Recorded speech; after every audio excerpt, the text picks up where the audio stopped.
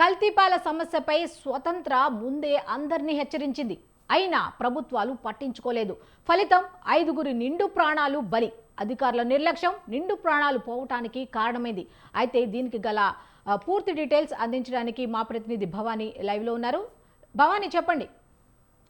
Yes Manishree, అదేవిధంగా చూస్తే మన దైనందిన జీవితంలో పాల యొక్క ప్రాముఖ్యత ఏ విధంగా ఉంటుందో మనందరికీ తెలిసిందే. అయితే ఇప్పుడు ఆ పాలు కల్తీ అవుతున్నాయి. ఈ కల్తీ పాలకు సంబంధించి మన స్వతంత్ర న్యూస్ అనేది కూడా ఒక 2-3 రోజుల నుంచి కూడా ముందుగానే అటు అధికారులను ఇటు ప్రజలను కూడా హెచ్చరిస్తున్న వైనమైతే మనం చూస్తున్నాం. వరుసగా కథనాలు కూడా మనం ప్రచురిస్తూనే ఉన్నాం. అయితే ఇప్పటికీ కూడా ఇంకా అధికారులు మత్తు నిద్ర వీడలేదు. ఇప్పటికీ కూడా చూసుకుంటే 5 నిండు ప్రాణాలు కల్తీ పాలకు సంబంధించి కూడా బలి అవ్వడం మనం చూస్తున్నాం. అయితే ముఖ్యంగా చూస్తే తూర్పుగోదావరి జిల్లా రాజమహేంద్రవరం కల్తీపాల ఘటనలో మృతుల సంఖ్య ఇప్పుడు 5కు చేరింది.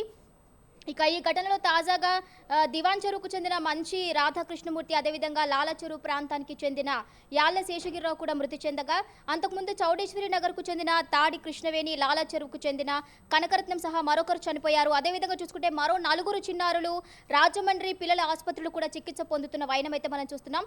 ఇక 2 చిన్నారుల ఆరోగ్య పరిస్థితి విషమించడంతో వారికి వెంటిలేటర్ పైన కూడా చికిత్స అందజేస్తున్నారు. ఇక దీనికి సంబంధించి స్థానికులైతే కూడా ఆగ్రహం వ్యక్తం చేస్తున్నారు. అసలు అధికారులు ఏం చేస్తున్నారు, ఎప్పుడైనా కూడా ప్రజల ప్రాణాల మీదకి వచ్చే వరకు కూడా ఏ అధికారి కూడా స్పందించడం లేదు అంటూ కూడా తమ యొక్క ఆవేదన వ్యక్తం చేస్తున్నారు. అయితే ఇప్పటికే మరి వాంతులు కావడం, అదేవిధంగా మూత్రం బంద్ కావడం, ఇంకా కిడ్నీ సమస్యలకు సంబంధించి కూడా చాలా మంది బాధితులు ఎవరైతే ఉన్నారో వారందరూ కూడా ఆసుపత్రిలో చేరడం జరిగింది.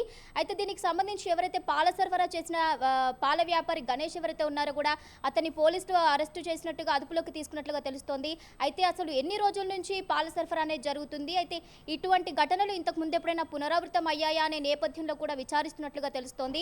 ముఖ్యంగా చూసుకుంటే ఇక ఈ ప్రాంతాల్లో వైద్య ఆరోగ్య శాఖ అధికారులు కూడా పరీక్షలు నిర్వహిస్తున్నారు. వారికి సరఫరా అవుతున్న పాల వల్లే ఈ సమస్య తలెత్తిందని కూడా గుర్తించడం జరిగింది. ఇక గణేష్ అరెస్ట్ నేపథ్యంలో ఆ కుటుంబాలకు పాలు పోస్తున్న కోరుకొండ మండలం నర్సాపురం గ్రామానికి చెందిన వారిని కూడా అదుపులోకి తీసుకోవడం జరిగింది. అసలు పాలు ఎక్కడి నుంచి వస్తున్నాయి, ఎవరు తీసుకొస్తున్నారు, ఎవరు సరఫరా చేస్తున్నారు, అసలు ఏం జరిగింది, అదేవిధంగా చూసుకుంటే ఇప్పుడు మనం చాలా వరకు ప్రజల్ని చూసుకుంటే కూడా ఈ కృత్రిమ పాలు ఏవైతే ఉన్నాయో పాలు కల్తీ అనేది ప్రజల్లో కూడా ఒక అవగాహన అనేది వచ్చింది. అయితే దీనికి సంబంధించి కూడా అందరూ ఒక న్యాచురల్ పద్ధతిలో పాలు సేకరించడం, ఫామ్ల వద్దకు వెళ్ళి పాలు తీసుకోవడం అనేది కూడా ఇప్పుడు మనం చూస్తున్న వాటిలో కూడా చాలా అధికమైంది. అయితే దీన్ని కూడా వ్యాపారస్తులు ఒక గేమ్ చేంజర్ లాగా మార్చేసుకున్నారు. మొత్తం ఒక డబ్బుని ఏ విధంగా మనం తీసుకోవాలి, డబ్బుని ఏ విధంగా మనం సంపాదించాలి అనే వాటిపై కూడా వారు దృష్టి సారించి వీటిని కూడా కల్తీ చేయడం జరిగింది. అయితే పాలు చిక్కదనం కోసం పలు రసాయనాలను కూడా కలుపుతున్నట్టుగా తెలుస్తోంది. ఈ కల్తీ పాలకు సంబంధించి కూడా పాలు చిక్కగా అవడానికి ఎటువంటి రసాయన పదార్థాలు కలపాలి, అయితే వాటిని ఎంత మోతాదులో కలపాలి అనేది కూడా వారు ఖచ్చితంగా నిర్ధారించుకొని కలుపుతున్నారు. అయితే ఈ మోతాదు ఎప్పుడైతే ఎక్కువ అవుతుందో అప్పుడే ఇటువంటి పరిస్థితులు తలెత్తుతున్నట్టుగా తెలుస్తోంది. ముఖ్యంగా చూసుకుంటే FSSAI లెక్కల ప్రకారం సాధారణంగా ప్రతి మిల్లీలీటర్ పాలలో కోలోనీ ఫార్మింగ్ యూనిట్స్ TPC సుమారు 30,000 లోపే ఉండాలి. అయితే అలాగే ఒక గ్రామ్ పాలలో 10 కాలనీ ఫార్మింగ్ యూనిట్స్ మాత్రమే ఉండాలి. మరి ట్రస్టిఫైడ్ పరీక్షల రిజల్ట్ ఏంటి, వాళ్ళు సేకరించిన పాలు ఏ కంపెనీలవి, అండ్ అదేవిధంగా చూసుకుంటే ఫామ్ నుంచి నేరుగా ఇంటికే అని ప్రచారం చేసుకుని ఇటీవలి కాలంలో కూడా బాగా ప్రచారంలోకి వచ్చిన కంట్రీ డిలైట్, అదేవిధంగా ది టేస్ట్ ఆఫ్ ఇండియా అని చెప్పే అమూల్, తల్లి లాంటిది అని ప్రచారం చేసే మదర్ డైరీలకు సంబంధించిన శాంపుల్స్ కూడా సేకరించింది. అయితే ఆశ్చర్యం ఏంటంటే వీటిలో ఒక్కటంటే ఒక్కటి కూడా టెస్ట్లో పాస్ కాలేదు. ఇది మనం గమనించాలి. అయితే ఫామ్ టు హోమ్ మోడల్తో ప్రసిద్ధి చెందిన కంట్రీ డిలైట్ పాల నమూనాలో ట్రస్టిఫైడ్ ప్రకారం ప్రతి మిల్లీలీటర్ పాలలో కొలోనీ ఫార్మింగ్ ఏదైతే ఉందో యూనిట్స్ సుమారు 60,000 వరకు ఉన్నాయి. అయితే 30,000 వరకు మాత్రమే ఉండాలి. అదనంగా 30,000 కొలోనీ ఫార్మ్స్ అయితే యూనిట్స్ అయితే కూడా ఉన్నట్లుగా గుర్తించింది. అంటే నిర్ణీత స్థాయికి రెట్టింపు పరిస్థితిలో కూడా ఉండడం మనం చూస్తున్నాం. అయితే ఈ కంపెనీ తన సరఫరా విధానాన్ని డైరెక్ట్ ఫామ్ ఆ విధంగా ప్రచారం చేస్తోంది. అయితే తాజాదనం ప్రధాన బలం అని చెప్తోంది. కానీ మైక్రోబయాలజికల్ సంఖ్యలు సరఫరా చైన్లో కూడా కన్సిస్టెన్సీపై ప్రశ్నలు లేవనెత్తుతున్నాయి. ఇక అంటే తాజాదనం బలం అని చెప్పిన కంపెనీ కూడా ప్రమాణాలు పాటించడం లేదు. ముఖ్యంగా ప్రజలను నమ్మించి మోసం చేస్తున్నాయి. ప్రజలను తాజాదనం పేరుతో సెలబ్రిటీలను వాడి మరీ ప్రచారం చేసుకోవడం మినహా వాస్తవంలో మాత్రం ఏమీ లేదు అక్కడ. అయితే దేశంలో అతిపెద్ద సహకార డైరీ వ్యవస్థగా పేరుగాంచిన అమూల్ పాల శాంపిల్స్ కూడా ట్రస్టిఫైడ్ పరీక్షల ప్రకారం ఒక నమూనాలో 980 CFU మిల్లీలీటర్ వచ్చింది. కానీ ప్రమాణాల మేరకు ఉండాల్సింది కేవలం 10 కాలనీ ఫార్మింగ్ యూనిట్స్ మాత్రమే ఉండాలి. అంటే 98 రెట్లు అధికంగా ఉంది. మరొక ప్యాకెట్ శాంపుల్ టెస్ట్ కూడా 25 CFU ml వచ్చింది. అంటే 2.5 రెట్లు ఎక్కువగా ఉంది.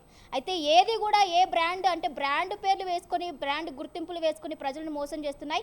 అయితే ముఖ్యంగా చూసుకుంటే అధికారులు కూడా రోడ్లపై ఏవైతే చిన్న చిన్న వ్యాన్లు లేకపోతే లారీలు వీటిలలో వచ్చే వాటిని మాత్రమే తనిఖీలు చేస్తున్నారు కానీ ఇవి ఏవైతే మరి బ్రాండెడ్ నేమ్స్తో ఏవైతే పాలను సరఫరా చేస్తున్న కంపెనీస్ ఏవైతే ఉన్నాయో కూడా వాటి జోలికి కూడా ఇంతవరకు పోవట్లేదు అని కూడా స్థానికులు ఆగ్రహం వ్యక్తం చేస్తున్నారు. అంటే లంచాలు తీసుకుంటూ కూడా ప్రజల ప్రాణాలతో చెలగాటం ఆడుతున్నారు అంటూ స్థానికులు ఆవేదన వ్యక్తం చేస్తున్నారు.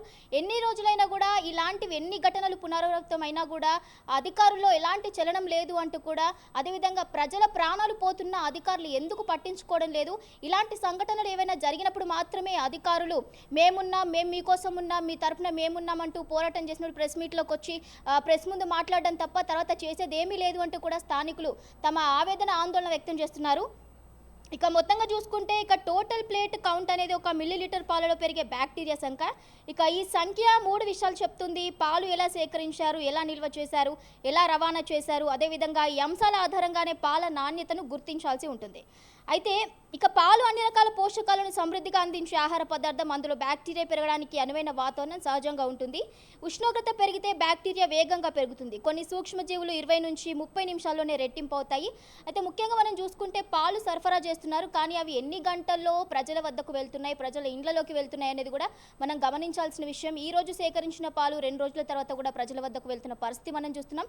అయితే దీనివల్ల కూడా కల్తీ పాల సంఖ్య పెరుగుతోంది. కల్తీ పాలు వినియోగించి హాస్పిటల్ బాధితులు కూడా ఎక్కువ అవుతున్నారు. సో దీనికి సంబంధించి కూడా ఇప్పుడు ఫుడ్ సేఫ్టీ అధికారులు అదేవిధంగా గవర్నమెంట్ కూడా తగు చర్యలు తీసుకోవాలి అంటూ కూడా మన స్వతంత్ర ఛానల్ ఎప్పటి నుంచో కూడా హెచ్చరిస్తూ ఉంది. ఇప్పటికీ మనం వరుస కథనాలు కల్తీ పాలకు సంబంధించి కూడా అటు అధికారులను ఇటు ప్రజలను కూడా మనం అప్రమత్తం చేస్తూనే ఉన్నాం. కానీ దురదృష్టవశాత్తు ఈరోజు మనం 5 మందిని కూడా 5 నిండు ప్రాణాలు కూడా పోగొట్టుకోవడం మనం విచారం వ్యక్తం చేయడం జరుగుతోంది.